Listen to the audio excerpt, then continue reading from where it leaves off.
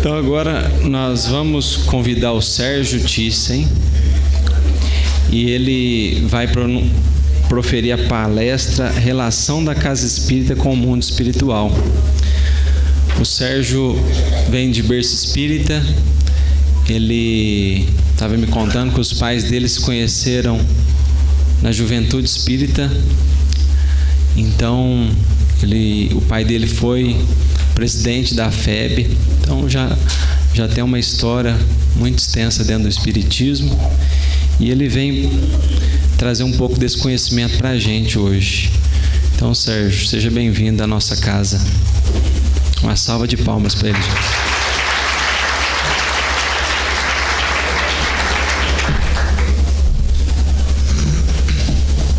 Boa noite. Tudo bem, gente? Então é isso, meu nome é Sérgio e eu queria dizer para vocês, assim, antes de tudo, que é a primeira vez que eu venho a São Gotardo. Queria agradecer ao Gilmar e à Juliana o convite que eles fizeram a questão de uns meses atrás, quando nós nos encontramos numa cidade bem longe daqui. Eu gostaria de agradecer a presença de todos vocês, agradecer os médiuns de transporte que nos conduziram de Uberlândia para cá, para que nós chegássemos assim, bem em cima da hora, é verdade, mas a tempo de nós fazermos o estudo previsto para esta noite. É uma alegria poder conhecer vocês, reencontrar alguns e podermos, durante mais ou menos 3 horas, fazermos o estudo que nós tínhamos sido escalados para fazê-lo, né? Até meia-noite, no mais tardar, a gente encerra tudo. Quando a gente brinca desse jeito, né? É porque a gente está lembrando que muitos dos temas espíritas, eles são amplos e nós podemos aprofundá-los dependendo do tema, do tempo que nós dispomos para fazê-lo, né? Nós vamos então fazer uma ideia do que nós poderíamos como que estudar na noite de hoje. Amanhã teremos uma oportunidade de talvez colocar outras questões que não vamos fazer agora, e nós então gostaríamos de que vocês pudessem nos ajudar com a vossa serenidade, a vossa oração e o vosso sorriso.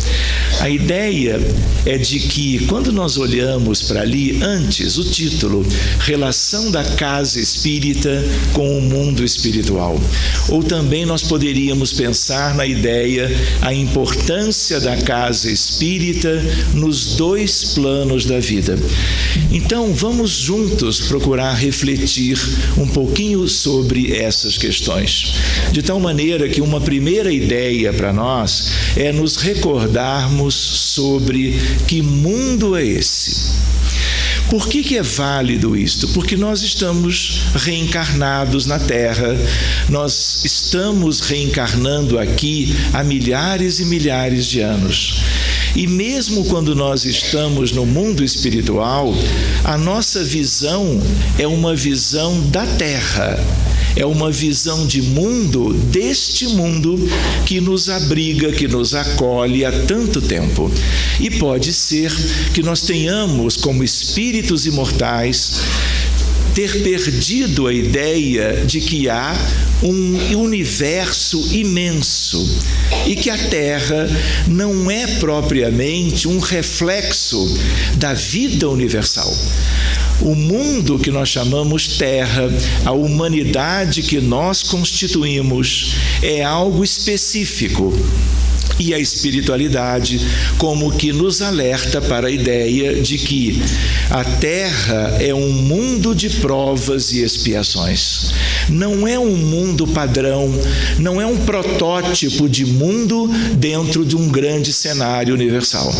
E há uma outra ideia que também vale a pena nós considerarmos e que também significa algo de autoconhecimento, é termos uma ideia de que que há uma condição própria para este mundo como um mundo hospital.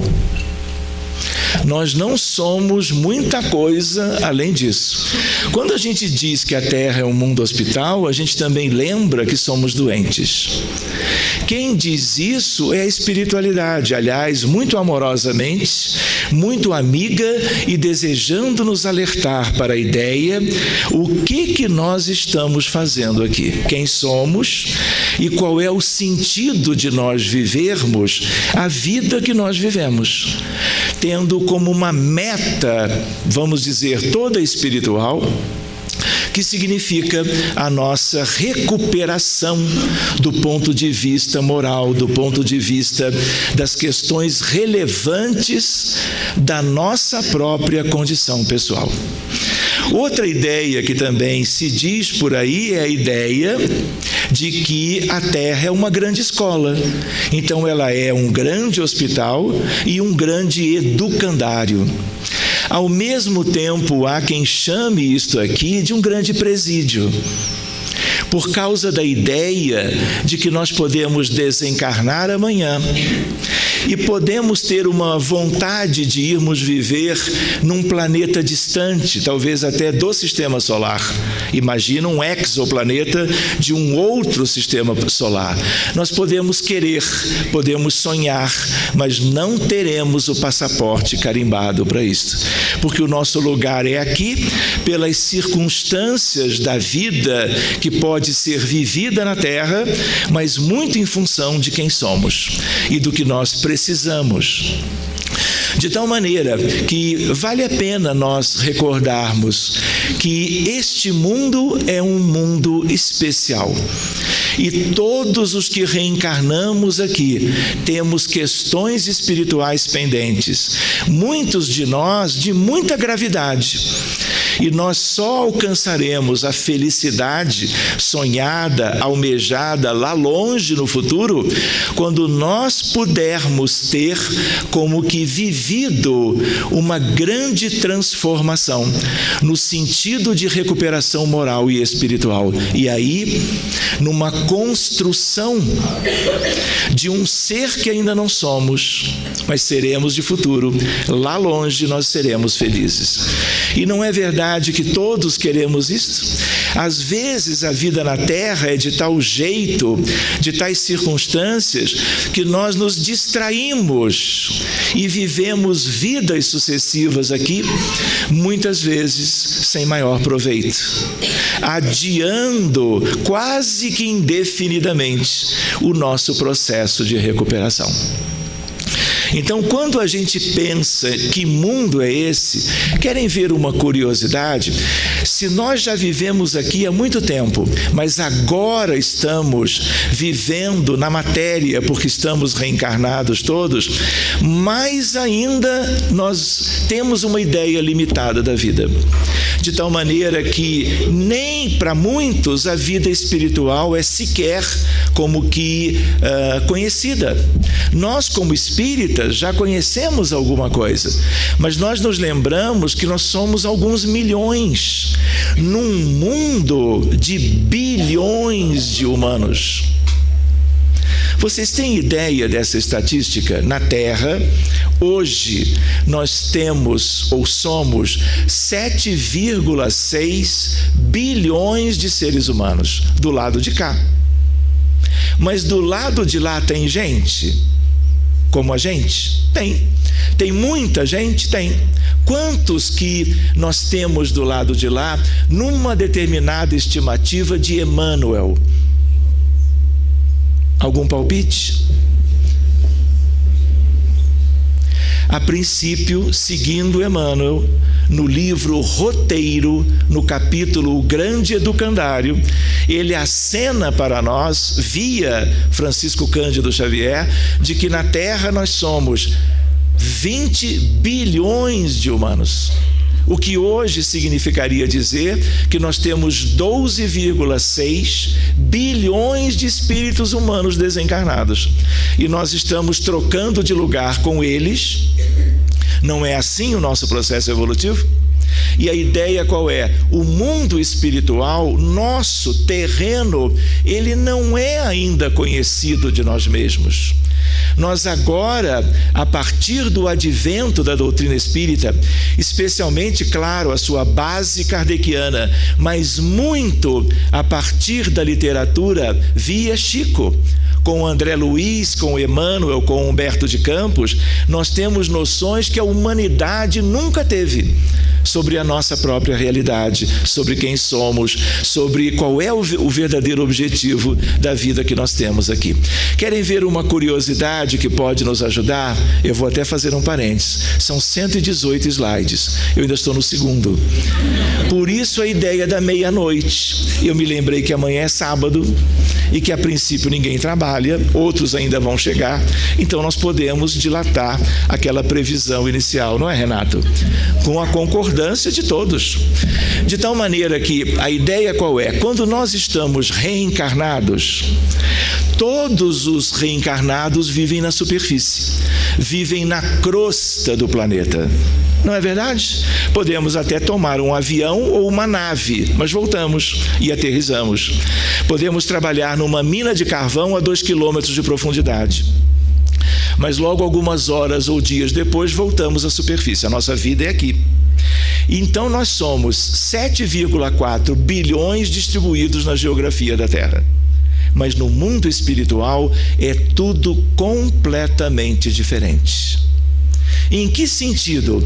Não são quase o dobro de habitantes na erraticidade? Não é o nome que nós temos, via doutrina espírita, para aqueles que estão vivendo no mundo espiritual, esperando a próxima reencarnação? Não é assim? Não serão eles que vão nos substituir, mais dia, menos dia, de tudo que nós temos de oportunidade evolutiva quando estamos na matéria? Pois bem, quando nós estamos desencarnados, a vida não se aglomera como se aglomera quando nós estamos reencarnados. Como é que a coisa funciona? Nós, pela literatura espiritista, nós aprendemos, por exemplo, a ideia, quando nós tomamos conhecimento pelo livro Nosso Lar, sobre o que aconteceu com o André Luiz, ele desencarna num pós-operatório de uma cirurgia abdominal para retirada de um tumor de intestino. Ele nem vive o pós-operatório, ele desencarna, provavelmente de embolia pulmonar. E aí chega no mundo espiritual, para onde ele vai? Ele desce. E não é verdade, vocês não viram isto? Ele vai viver um punhado de anos numa região que é uma região de sofrimento, é uma região de angústia, e ele via espíritos como que rastejando pelo chão. Muitos deles o acusando de que ele seria um suicida, e ele sabia que ele não tinha cometido nenhum gesto nesse sentido. Na verdade, ele teria talvez sido um suicida involuntário. Não é assim que a gente chama? Pois bem, o que acontece? Aquela região, como é que se chama? Umbral. Aqui vale a pena uma consideração. Umbral é muito além do que aquilo lá. Por quê? Vale a pena, quando nós utilizarmos a palavra umbral, nós adjetivarmos. Aquele umbral é um umbral inferior, onde vive um contingente imenso de indivíduos.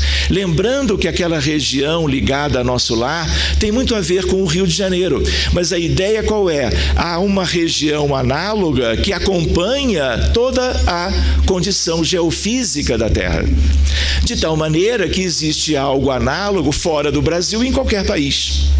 Pois bem, a outra ideia, quando as pessoas morrem, desencarnam e vão para casa, acham que estão vivendo a mesma vida de antes. Ou quando as pessoas morrem nos hospitais, nos centros de terapia intensiva, que é uma área nossa de trabalho. Só para vocês terem uma ideia, às vezes a gente entra para cuidar de um paciente com risco iminente de vida no ambiente de uma terapia intensiva de um hospital qualquer do mundo. A gente se depara, às vezes, num determinado leito daquele aspecto do CTI, com diversos espíritos empilhados no mesmo leito. O que é isto? Desencarnaram e não se deram conta. E ninguém veio buscar. Não tem entendimento, discernimento para deixarem aquela condição e buscarem sair dali para um lugar diferente. Da mesma forma, os centros espíritas, as igrejas, os templos, tudo tem espíritos na superfície da terra. Essa região, hospitais, lares, ruas, metrôs. Tem metrô em São Gotardo? Ainda não, mas há de ter. Eu já antevejo São Gotardo uma grande metrópole. É questão de tempo, mesmo que brincando, pode ser uma questão de um milênio. Mas a ideia qual é? É uma questão de tempo. Quanto progresso já existiu em toda parte, inclusive aqui. De tal maneira que quando as pessoas ficam como que retidas por falta de condições, de iniciativa, e desencarnam e ficam na superfície, isso é um umbral médio. Querem ver como essa reflexão é válida? Todos vocês leram o Nosso Lar. Leram ou não leram? Se não leram, tem que ler. E logo. E não adianta dizer que viu o filme, porque não é a mesma coisa. Ajuda muito, não é? Porque dá uma ideia muito bacana para a gente pelo filme em si. Então, qual é a ideia? Nosso Lar não é uma colônia, não tem a ver com Narcisa, com Clarencio, com Veneranda e tantos personagens lindos nos diversos livros da coleção André Luiz. Não é verdade que quando vocês faziam a leitura, vocês se encantavam com a descrição da qualidade de vida que se tinha ali? Lembram daquilo? A ideia qual é? Nosso lar é umbralino, mas é um umbral superior. Então, como o maior contingente humano-espiritual dos desencarnados, eles vivem no umbral, é importante o uso do adjetivo, porque uma coisa é eu dizer, olha, o fulano morreu e foi para o umbral, sem adjetivo da ideia daquele umbral do início de André Luiz, lembram? Mas aqui também é umbral. De certa maneira, espiritualmente, nós todos estamos agora no umbral médio. E aquilo que era um sonho, quando vocês leram a obra, vocês não fizeram rogativas à veneranda, à ministra, do tipo, olha, guardem um lugarzinho para mim. Quem não fez isso? Quem não pleiteou, pelo menos mentalmente, ou de joelhos? A ideia qual? A ideia de desencarnar e ter lugar para viver ali. De tal maneira que 2,5 milhões de livros foram vendidos, lidos, espalhados pelo mundo, do tipo o título Nosso Lar. 2,5 milhões, por uma coincidência numérica, viram o filme. Então, o que aconteceu? Um grande número de pessoas pleiteava veementemente que se tivesse um lugar em Nosso Lar. E a ideia qual é? A ideia de uma região do umbral superior. E como temos Nosso Lar relacionado topograficamente ao Rio de Janeiro, existem análogos em diversas condições. Outra ideia que talvez nós não tivéssemos depreendido da literatura. Vocês lembram de Lísias? Lísias? Allan Kardec. André Luiz pergunta a Lísias: Lísias, o que são as trevas? E Lísias responde. Lembrando que para baixo do umbral inferior existem as trevas, que é um grande, vamos dizer, lugar, uma grande região da Terra, onde nós temos bilhões de espíritos humanos. E a espiritualidade também nos ensina que para mais baixo do que as regiões de trevas, nas entranhas do planeta, nós temos as regiões abissais, os abismos, cheios de seres humanos desencarnados. Vamos falar da parte boa, como lembrança? A ideia qual é? Lembram de Nosso Lar, umbral superior. O que existe acima de Nosso Lar? A primeira esfera acima chama-se arte, cultura e ciência. Então, os espíritos que predominantemente estão ligados a todas as expressões artísticas, as questões filosóficas, culturais e científicas, vivem naturalmente acima, vamos dizer, do umbral superior do tipo exemplo nosso lar. Querem ver uma ideia? Vocês conhecem a vacina? Nós temos 300 anos de vacinas. Aquele que descobriu o princípio da imunização vacinal, ele vem dessa esfera. Ele desce com um projeto. Ele era um espírito missionário. Posso brincar? Quem lembra, quem tem ideia de quem veio de lá e viveu na Inglaterra, era médico, tinha sua família, e naquela época as pessoas, crianças especialmente, morriam de varíola. Vale uma caixa de bombons. Posso brincar? Importada. Como é que é o nome desse espírito ligado à medicina, a propósitos de saúde, e que vem como que trazer à humanidade um processo extraordinário de imunização? Com que objetivo? Diminuir as doenças, prolongar a vida, qualidade de vida e saúde para a humanidade inteira, porque vacina é algo universal. Não é assim? Como é que ele se chama? O nome dele é Sabin. Eu só esqueci de dizer que quem erra, quem traz os bombons. O Sabin tem uma importância grande na história da poliomielite, da paralisia infantil. Mas esse chama-se Edward Jenner. Sabe o que ele faz? Varíola por toda parte.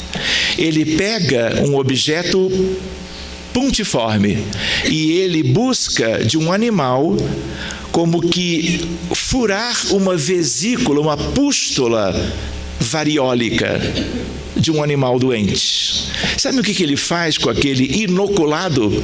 Ele inocula no filho. O filho sobrevive e a vacina é descoberta. Aquele vírus aciona o sistema imune competente da criança e a criança fica imunizada. É o princípio da vacinação. Então a ideia qual é? Leonardo da Vinci, Renoir. De onde vieram esses espíritos? Arte, cultura e ciência. Mais alto do que isso, amor fraterno universal. Todos os grandes expoentes ligados à fraternidade, solidariedade, amor fraternal, emissários das regiões superiores, a região de origem, amor fraterno universal. Muitos exemplos nós tivemos. São emissários dessas regiões por uma escolha do Cristo. Agora é a sua hora, vá. Você vai e nasce aqui, você vai e nasce ali. E eles vão envolvendo a terra com as suas luzes amorosas, espirituais, a bem do nosso progresso todo. Pois bem, e a mais alta de todas é a esfera do governo da vida. E aí, o que isso tudo tem a ver com a questão do centro espírita? Antes de nós comentarmos isto, vale uma ideia. Nós não estamos na matéria agora, nós não estamos todos reencarnados. Mas não é verdade que quando nós dormimos, para onde nós vamos? Para o mundo espiritual imediatamente. Dormir, adormecer, sono fisiológico é estar no mundo espiritual. E aí então uma outra ideia, nós estamos reencarnados, mas nós não deixamos o mundo espiritual. E uma outra noção junto disso, todos nós temos o nosso lugar. Em que sentido? Nós estamos reencarnados por décadas, em média, mas a cada dia nós estamos lá. E numa ideia que se completa em torno disso, os desencarnados estão conosco sempre, mais proximamente ou à distância espacial, mas sem distanciamento moral. Vocês entendem isso? Por quê? Porque nós somos uma mesma humanidade, um grande rebanho, o rebanho de Jesus, Jesus como pastor de todas as ovelhas, e a ideia qual é? Nós todos evolucionamos em conjunto. No sentido de que, toda vez que nós contrariamos as leis de Deus, reencarnados, nós não retrogradamos, mas nós assumimos compromissos novos. Os nossos perispíritos se adensam, e perispíritos mais adensados significa o quê? Descida para as regiões inferiores. Tanto quanto, toda vez que nós vivemos as nossas experiências humanas, tanto do lado de cá como do lado de lá, o que acontece? Quando nós seguimos as leis de Deus, fazendo as escolhas corretas, o que acontece? Naturalmente, os nossos perispíritos perdem massa. E perdendo massa, eles são menos atraídos pelo campo gravitacional da Terra. E nós subimos. E o mais lindo é lei. Podemos ver como uma lei moral, podemos ver sob aspectos da física moderna. Do ponto de vista moral, Manuel Filomeno de Miranda diz exatamente isso. Cada vez que algum ascende, a humanidade inteira sobe. Cada vez que algum desce por questões de transgressões às leis de Deus, como dizíamos, nós todos vamos juntos para baixo. Isso em física, numa física que tem a ver com a física moderna, com a mecânica quântica, com a teoria da relatividade, a ideia qual é? Nós somos todos entrelaçados. É uma estrutura linda do universo divino e que se aplica na Terra também. De tal maneira que tudo que nos acontece no passado, no presente ou numa perspectiva futura, como que repercute em todo mundo. Um bem que se faça eleva a humanidade, tanto quanto o inverso. Quando agimos criminosamente, quando as guerras eclodem em qualquer cenário da geografia da Terra, as pessoas sofrem, geram sofrimento e todos adoecemos e todos vivemos as consequências disso. Por que a gente está lembrando de tudo isso? Porque um aspecto do autoconhecimento é sabermos como tudo isto funciona. E a ideia de que, uma vez conhecendo, nós podemos ter motivações novas para fazermos a nossa parte, aquilo que cabe a cada um de nós, que é, num primeiro momento, um alto amor, algo que significa um proveito natural de um amor divino que há em todos, o amor que preserva a qualidade da vida espiritual, sempre no sentido de um progresso cada vez maior. Isto é uma coisa, mas o que nós fazemos por nós, fazemos pela nossa família, parentela espiritual, parentela corporal. Ao mesmo tempo, isso se desdobra, isso se irradia, isso se espraia em todas as direções. E tudo isso repercute, de tal maneira que há um fenômeno que é da física moderna, que é da natureza, que é do universo divino e que se aplica aqui, que é esse entrelaçamento. Talvez amanhã, num outro estudo, a gente fale um pouquinho mais sobre isso. Mas a ideia qual é? A ideia de que todos temos um lugar.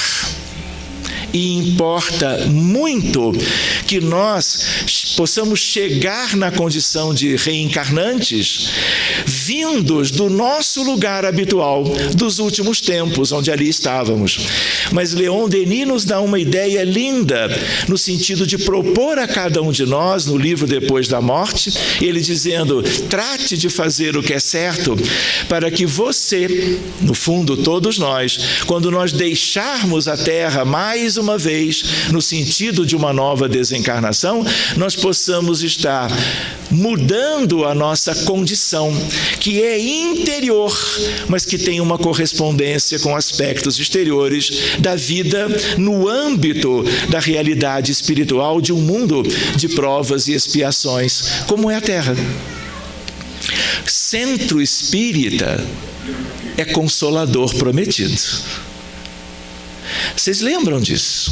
Jesus prometera aquele que, quando acontecesse, e alguém pensou que fosse um indivíduo, e não era.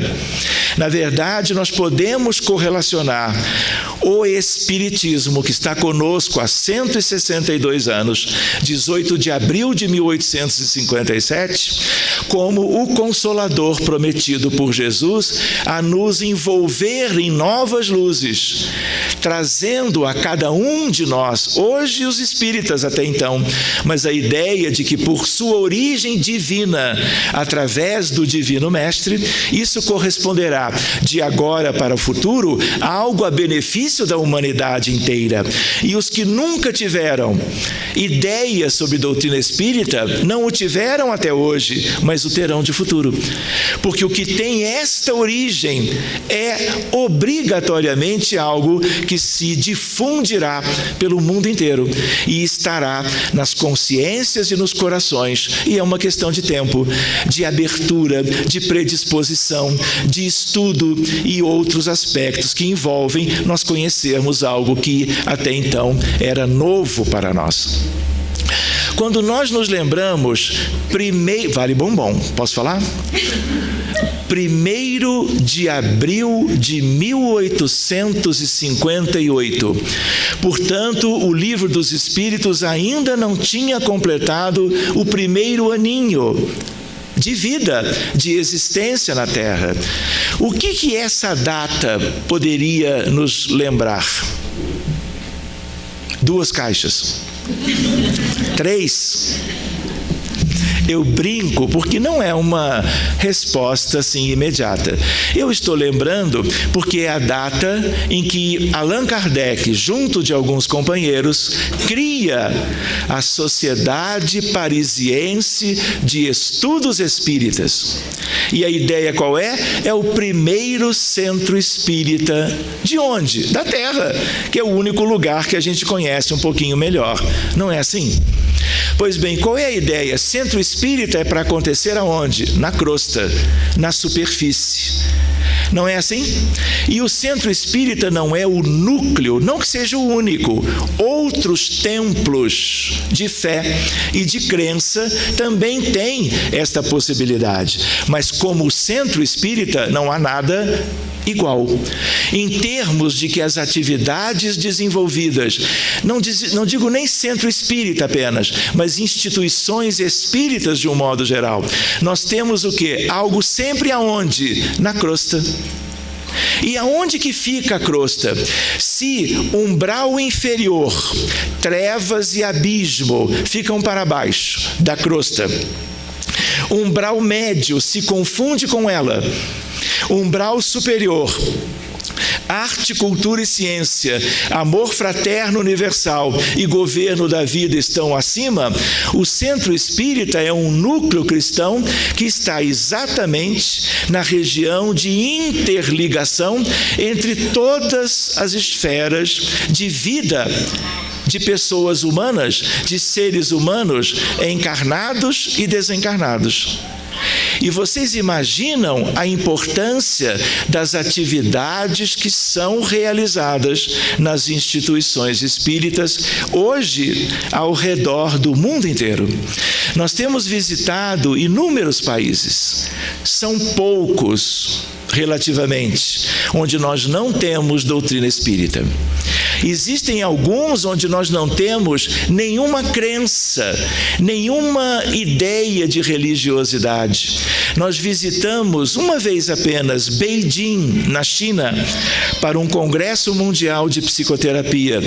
Não havia nenhuma igreja, nenhum templo, nenhuma expressão de fé, porque a vida que tinha acontecido ali nas últimas décadas tinha suprimido todas as iniciativas nesse sentido. Mas são casos esporádicos. Espiritismo, doutrina espírita, hoje em dia está em todos os continentes, com menor expressão em África, menor expressão em países asiáticos. Amanhã nós vamos conversar algumas coisas também sobre isso, desdobrando alguns aspectos. Mas a ideia qual é? A ideia, vocês imaginem transição planetária. A ideia, posso prometer bombons e fazer mais uma perguntinha? Eu não sei se vocês comeram sobremesa, mas pelo menos fica a ideia, não é? A ideia... Aí eu fui brincar e esqueci a pergunta, veja só. Acontece, não foi a primeira e não será a última. Muito bem, eu ia prometer bombons, depois eu lembro. Mas a ideia então qual é? A ideia é de que nós temos o centro espírita, temos a transição planetária. Já lembrei a pergunta, é só voltar atrás que a gente recupera. A gente aprende a lidar com as deficiências pessoais. De tal maneira... Esqueci de novo. Vamos de volta direto para a transição planetária. Então, a noção qual é? Quem foi e onde está a primeira referência exatamente com esta expressão? Transição planetária. Tamanho da caixa. Precisa mais? Algum palpite? É algo que tem se falado muito. Eu me lembro de palestra nossa, está lá no computador, já há uns 15, 18 anos. Mas por quê? Ganhou. Ganhou. Eu preferi uma resposta mais completa para que a caixa seja grande e haja justiça no processo. Mas a ideia qual é? Ele falou. Você diria o capítulo? Você errou por um, então é como se não tivesse errado. Em vez do 17 é 18. O capítulo 18 diz assim: os tempos são chegados. E há uma psicografia de um primeiro-ministro francês. Ele desencarna e já faz parte da codificação. E é ali que ele diz a ideia de transição planetária. O termo, portanto, dito de uma outra maneira, ele é kardeciano, porque está na codificação, e ele acertou muito bem a ideia de que a coisa já tem mais de um século e meio. Pois bem, vocês imaginam a importância da fase que nós estamos vivendo? Vocês imaginam o número de espíritos iguais a nós, num certo sentido, e que vivem as agruras de um mundo de provas e expiações em condições tristes, penosas, lamentáveis. São nossos irmãos e irmãs e se demoram nas regiões inferiores da Terra. E qual é a perspectiva? Muitos haverão de se recuperar, mas aqueles que não souberem aproveitar as oportunidades que se multiplicaram na nossa história terão que partir para rudes degredos reeducativos a que fizeram jus, como os de Sírios foram para a Capela. A escória de Capela veio para a terra, e a escória da terra terá que migrar, porque senão o outro contingente interessado num vívido progresso moral, ele não conseguirá prosperar por causa do peso das influências mentais daqueles que estão vivendo nas regiões inferiores. São processos cíclicos que se renovam por um princípio espírita, por um lado, mas divino, que é o princípio da solidariedade entre os mundos e entre as humanidades. Centro espírita, instituição espírita, muitas vezes o culto do evangelho no lar, como uma expressão legítima de atividade espírita, funciona como elemento de ligação entre espíritos em grandes dificuldades, com perspectivas de adiantamento moral, em que tudo que se realiza na instituição espírita pode servir a muitos, mesmo que nós não nos demos conta dos benefícios que se multiplicam em todas as direções, nas atividades todas do bem que se realizam nas instituições espíritas de um modo geral.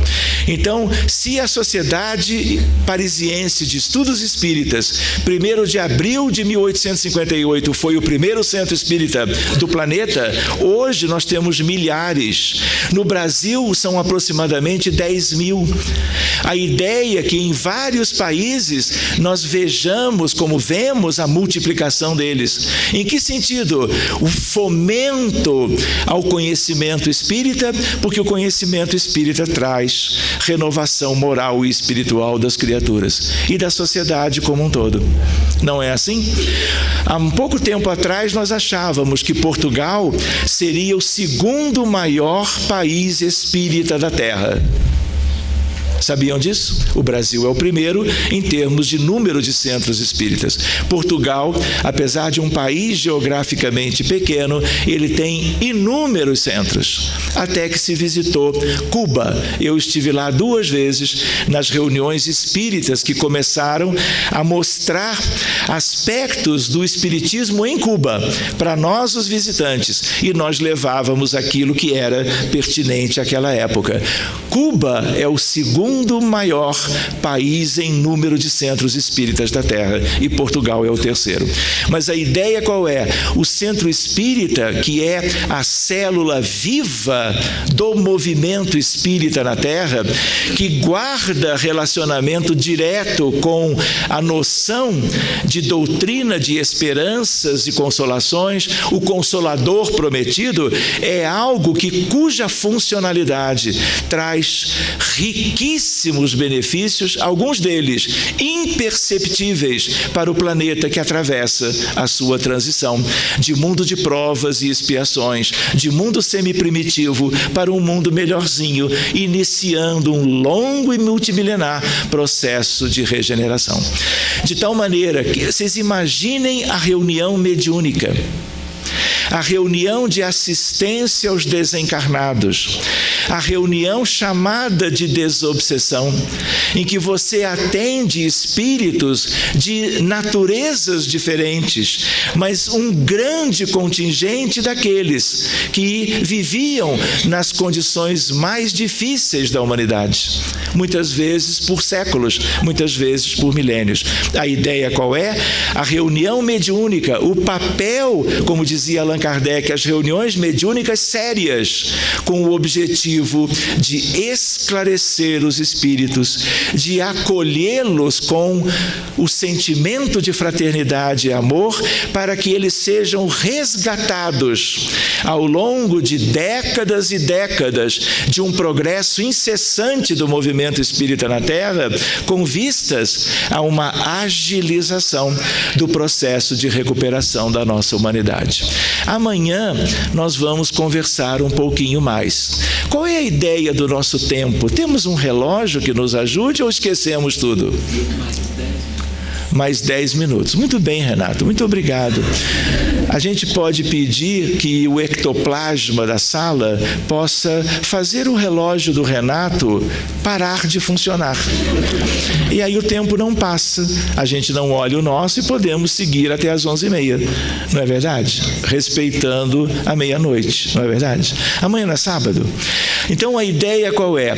Toda atividade benéfica que procura trazer para uma pessoa um benefício sob o prisma, sob a ótica da espiritualidade superior, em termos dos referenciais de vida eterna do Evangelho segundo o Espiritismo, do Livro dos Médiuns, do Livro dos Espíritos, da Gênese, do Céu e Inferno, da série da Revista Espírita, que nós devemos nos empenhar de fazer a leitura e o estudo apropriado, tudo isto é luz para o mundo. Uma coisa é a instituição em si, lembrando que os espíritos superiores das esferas, aquelas mais altas, eles se debruçam sobre os encarnados de boa vontade que estão nas instituições, funcionando a bem da sociedade, onde cada grupo espírita está inserido. De tal maneira que é o centro espírita um importante centro de reunião, de união entre as várias esferas da vida além túmulo, da vida espiritual que está, vamos dizer, envolvendo a vida nossa, agora que nós estamos vivendo a reencarnação mais uma vez. De tal maneira que o projeto do Cristo, quando envia o codificador à França, quando ele nasce no 3 de outubro de 1804, quando ele, como um espírito superior, se envolve com as questões das mesas girantes, conhece as médiuns da codificação, todas meninas adolescentes, missionárias na mediunidade, e a doutrina espírita vai como que sendo edificada para o progresso da humanidade. Jesus estava ali, seja ele como espírito de verdade, seja supervisionando todos os elementos de um projeto de amor dos mais elevados e o mais definitivo da história da humanidade, de tal forma que nós podemos antever que muitos estão como que ganhando proveito dos ensinamentos espíritas e das práticas cristãs do espiritismo no âmbito das múltiplas instituições ao redor do mundo. E a ideia de que nós vamos desencarnar um dia e que o trabalho de todos vocês e de todos aqueles que se multiplicam ao redor da Terra, trabalhando a bem da difusão do espiritismo no mundo, estarão retornando para o mundo espiritual, para novos projetos do amanhã, do porvir. Enquanto nós estamos aqui vivendo os nossos aspectos atuais da encarnação, milhões de espíritos estão tendo a predisposição e planejando as novas existências no sentido, de substituir aqueles que estão hoje, para que nós tenhamos ainda mais progresso. E o progresso mais importante acontecerá quando, por questões de planejamento, aqueles que não puderem permanecer mais na Terra partirão para experiências fora daqui, em outras moradas da casa do Pai, onde serão acolhidos e onde farão, talvez, aquilo que não fizeram em Sírios, que não fizeram também em Capela, que também perderam as oportunidades de 40 mil anos de o fazerem na Terra, terão a perspectiva de o fazerem em outro lugar. Mas os que se mantiverem aqui ganharão uma velocidade muito mais rápida em termos de progresso espiritual. E a felicidade, que ainda não chegou para todos, que ainda não é algo deste mundo, será naturalmente algo de uma aquisição muito merecida daqueles que terão como que correspondido às expectativas espirituais daqueles que supervisionam o progresso humano, daqueles que investiram em projetos para que nós conhecêssemos a verdade e com a verdade nós nos libertássemos. Muito bem, meus amigos. Posso passar os slides agora? Eu esqueci dos slides. Mas não passa de 118. Não. Então, como nós tínhamos só 10 minutos, talvez já não tenhamos mais. Então, amanhã nós vamos desdobrar outros aspectos envolvendo uma outra questão relacionada com esta, que é a ideia do título do arrependimento à reparação. E isso tem a ver com todos nós. Muito obrigado pela participação de vocês.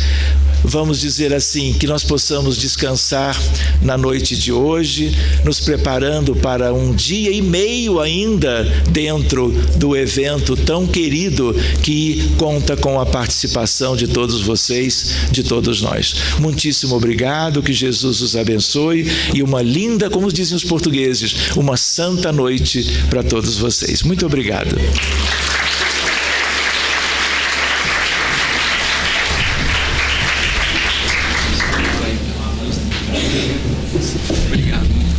Esse era o primeiro slide. Então nós agradecemos ao Sérgio pela excelente palestra. E agora vai ser servido um chá lá no fundo, logo após o encerramento aqui. O Fabiano vai fazer a prece para a gente e a gente já vai dar como encerrado o dia de hoje. E amanhã, só para recapitular, às 7 horas tem a recepção e às 7h45 o café vai ser servido. No verso do crachá tem a programação. Para quem não tiver ainda visto, a programação está no crachá com algumas pequenas alterações, né?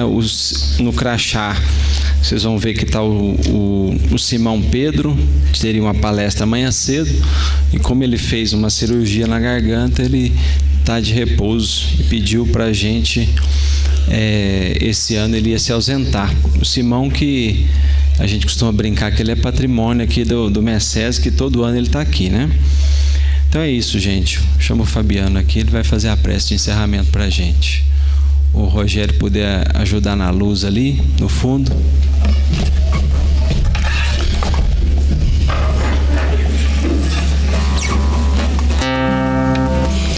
Irmãos, boa noite.